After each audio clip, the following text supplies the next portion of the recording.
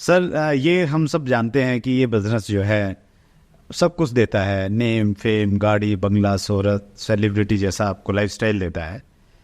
लेकिन इस बिजनेस में अभी हालांकि सरकार का रवैया बदला है, गाइडलाइन आ गई हैं, कंज्यूमर प्रोटेक्शन एक्ट में शामिल करने की बात की जा रही है, ये सारी चीज़ें तो हैं, लेकिन आज भी समाज में डायरेक्ट सेलिंग को वो सम्मान नहीं मिलता, वो इज्जत नहीं मिलती जिसकी शायद ये इंडस्ट्री हकदार है। तो क्या आपको लगता है कि ये स्थिति बदलेगी? देखिए, हकदार बहुत सारी चीज़ें होती है, लेकिन एक सामाजिक एक प्रोसेस होता है, नेचर का एक नियम होता है, उस नेचर के नियम के हिसाब से किसी को भी हक मिला करता है। मैं आपको एक छोटा सा एग्जांपल देना चाहता हूँ।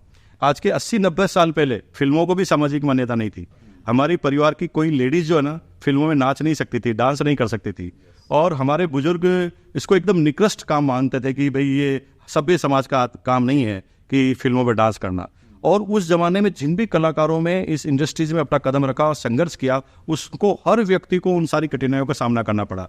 लेकिन धीरे धीरे ये बात लोगों को समझ में आई, और आपने क्या देखा कि धीरे धीरे जिन फिल्मों को चुप कर लोग बाग देखते थे और उन्हीं फिल्मों को आज कैसे देखते हैं। आज हमारा बच्चा, हाय डैडी मैं आज रात को लेट आऊंगा, मैं फिल्म देखने जा रहा हूँ। आज इतनी बड़ी सामाजिक मान्यता उसको मिल गई है। एक समय कोई भी बाप ये नहीं चाहता था कि मेरी जो बेटी है फिल्मों में डांस करे, और आज हर बाप चाहता है कि मेरी बेटी ऐश्वर्या राय बने। तो एक प्रोसेस है, समय लगेगा।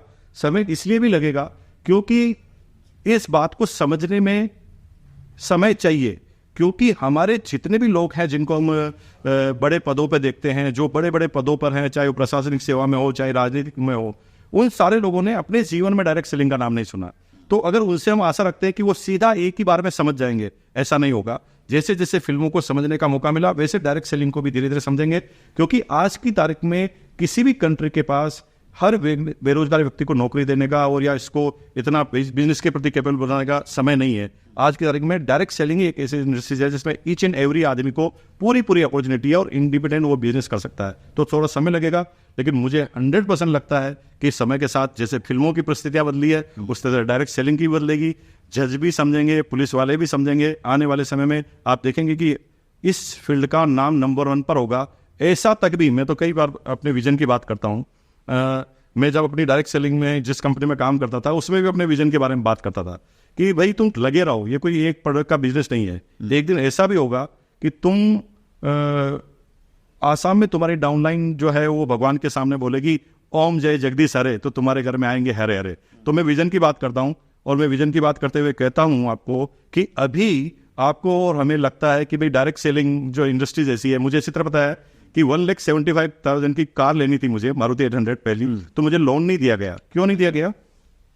कि उन्होंने कहा कि भाई आपकी जो इनकम है ना वो परमानेंट सोर्स से नहीं है, डायरेक्ट सेलिंग एक स्कीम है, वॉट एवर। क्योंकि उनकी गलती नहीं थी, उन्होंने जो अपने जीवन में समझा था, जितना उनका नॉलेज था उसके बारे में उन्होंने मेरे को कहा और मुझे लोन नहीं दिया था। लेकिन आज स्थिति बिल्कुल अलग है। आज मेरे पास बड़ा कारोबार है, सब लोग देते हैं, लेकिन जैसे मेरे पास है वैसे जब हिंदुस्तान में कई लोग बढ़ेंगे, जब इनकी संख्या बढ़ेगी, तो धीरे धीरे समाज को, लोगों को समझ में आएगा।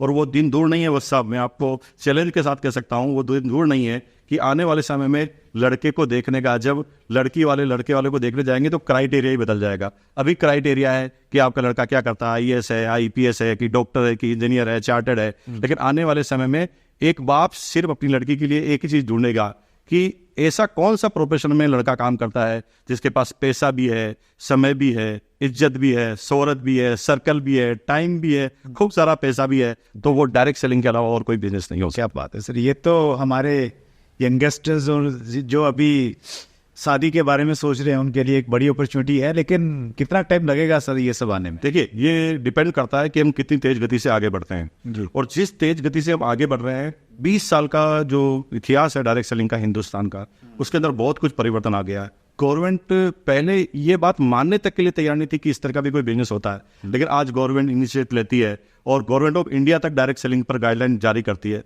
तो वो दिन दूर नहीं लगता। मुझे लगता है कि अगले 5 से 10 साल के अंदर वो वक्त आएगा कि करियर अपॉर्चुनिटी के अंदर डायरेक्ट सेलिंग को नंबर 1 पर रखा जाएगा। Great, thank you so much sir. और हम सब उम्मीद कर रहे हैं और इसी उम्मीद के साथ में इस इंडस्ट्री पे काम कर रहे हैं। और हमारे इस चैनल का भी जो एक मकसद है वो यही है कि डायरेक्ट सेलिंग को लेके जो भ्रांतियां हैं वो भ्रांतियां दूर हों और लोग इसके बारे में जानें, इसका विज़न को हम समझें।